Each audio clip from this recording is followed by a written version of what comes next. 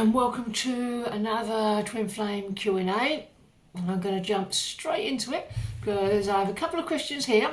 I'll read out the first one for you. This one's from Mandy. My DM is in her 30s but still lives with her parents. They rely on her a lot, as well as her siblings, even though they are older and moved away. But she's also allowed that to happen, and when we broke contact, she did say she's tired of putting herself on the back burner and being miserable, and she was beginning to put herself first. She said it's not easy, but she's trying. We have been friends for over a decade. Is this what is meant by the DMs heal things more in the Matrix? I feel she has to go through a process of individuation and boundary setting with the people in her life, and she doesn't understand where she ends and they begin. It's very codependent. It's very similar to what my family situation was like. I have compassion for that, but it's also bringing up residual anger and upset I have for my family and their past behaviours. Things I thought I had put to rest. I'm guessing this is another form of mirroring. I know the only thing I can do is heal what's coming up for me.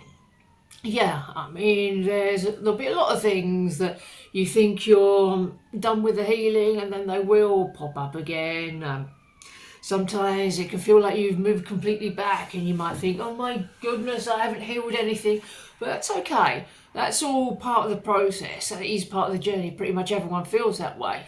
And it totally is mirroring absolutely everything. I don't know about it being other forms of mirroring. They just get subtler and subtler as you go deeper and deeper. So straight away I would suggest asking yourself, where is your person asking you to choose yourself more deeply? I mean, the fact that your person is trying to make progress in these areas is very encouraging. Yeah, you can help your person by doing more than try, just make a choice to do what needs to be done. You don't want to use the word try at all, because the word try implies that it's not done or that it's failed or anything like that. So there is no try. Just make the choice and do it. It's like the difference between an affirmation and a decree.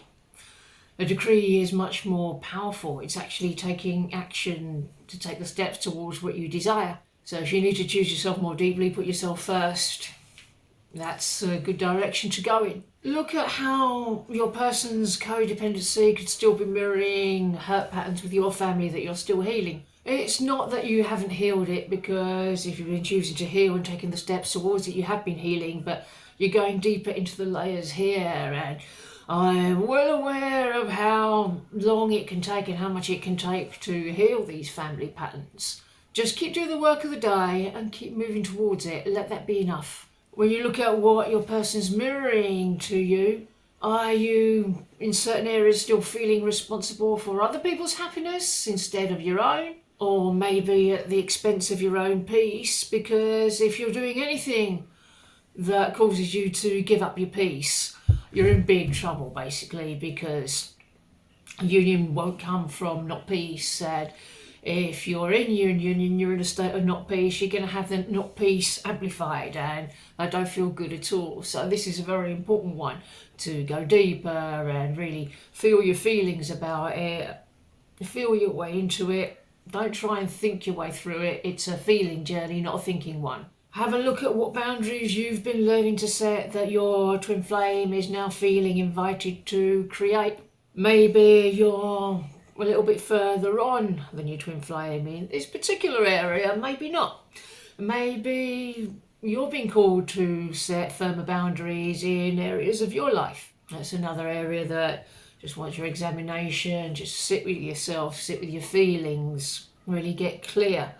Journal out your feelings, get really clear on how you feel about everything. You might be wondering how to feel and release the anger that your family situation still holds within you. Well, when it comes to anger, that's just a kind of numbing. So you have to just let that anger upheave, let it be felt through and released, and then drop a little bit deeper.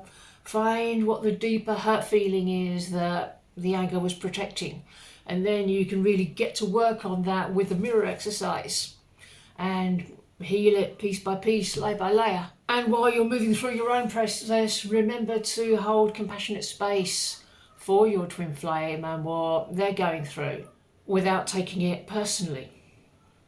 If you're doing your best, and you are, then they'll be doing their best. You don't have to push yourself too hard either. If you're doing everything that you can within reason, that's fine. Let that be enough. Can you trust that as you heal these final layers, your twin flame is being supported by divine love to do the same in perfect timing? Because that's what's happening. Just keep going. Keep healing what you're shown. When you heal your family patterns, your twin flame will be able to heal their issues because they're directly reflecting each other, and you have the power to lead and move forward in this case. This is a profound mirroring opportunity for you, and it's not to feel bad or keep you apart or any sort of punishment or anything like that, but it's a loving invitation to deepen your inner freedom and help your counterpart rise into theirs. So I hope this helps. And we've got another question here. How can we better feel our feelings, being fully honest with ourselves, if there is fear about being honest? So you want to explore how to better feel your feelings, especially when fear or avoidance comes up. So the first thing to do, if you notice that you're avoiding your feelings, you might not always notice that you're avoiding, and that's where you can claim the support to go deeper. But what you do notice right now, you've got to stop, pause, bring it all back to yourself and ask yourself the question, how do I really feel about this situation? And ask yourself the same question as many times as you need to. Really stop, focus on your heart, focus on the energy around your heart. If you can't really identify a feeling, just get clear on what you're perceiving there. This feeling could show up as a colour or a form or energy or anything like that. Whatever it is, you can write it down. It'll help you get clear. But the most important thing is to feel the emotion that's associated with your situation. And don't just label the emotions as they come up and then shove them back down again. That won't help you. You've got to really feel your feelings. It's just a choice to do that. If you're struggling a bit, just say to yourself, I choose to feel my feelings. It makes a big difference. Is there a part of you that's afraid to admit the truth of how you feel? And that's okay if you do. It can be a difficult thing to do if the feelings are bad or upsetting or painful or uncomfortable or anything like that. What would happen if you did admit the truth of how you felt? Well, sure, it may well be uncomfortable, but that's it. It's not going to hurt you. Don't be afraid of feeling uncomfortable feelings. Don't be afraid if painful feelings might come up. Sure, they're not pleasant, but that's how you release them. And once they're released, you don't have to experience them anymore, but you don't want to be carrying them with you either. What would happen if you let yourself be completely honest with yourself, even if it was messy? Yeah, it might be a little bit messy, but remember, nobody else needs to see it. Nobody else needs to know. Your own innermost thoughts and feelings are yours. It's okay to sift through them. Was there a time maybe in childhood when you learnt that expressing your feelings was maybe unsafe? Did you get punished for expressing your feelings? Did you get ignored or anything like that? If that's the case for you, then you've got to show up for your younger self, for your inner child in this place, and give yourself the safety that your inner child was needing at the time. Let them know how completely safe it is for them to say anything and express anything that they need to without any fear of judgment or rejection or punishment or anything like that. Just love yourself unconditionally here. Are you afraid of feeling a feeling? Maybe you're avoiding it because you're afraid it might overwhelm or control you.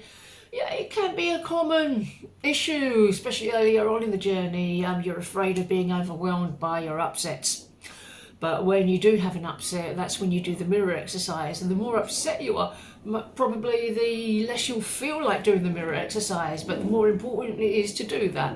It's like the more stressed you are, the less you'll feel like doing a relaxing meditation. But that's when you need to do it the most. Don't feel like you're too upset to do the mirror exercise, because that's just another form of resistance to doing it. Claiming your support with a coach at this time will be really, really helpful for you, because would allowing yourself to feel everything fully be the very thing that sets you free? Unpleasant feelings, uncomfortable feelings, they don't actually do anything except show you the places that you need love within yourself, where you can bring love to that place, or just allow divine love to come in, because all the divine wants to do is love you. The divine can only love us as much as we allow.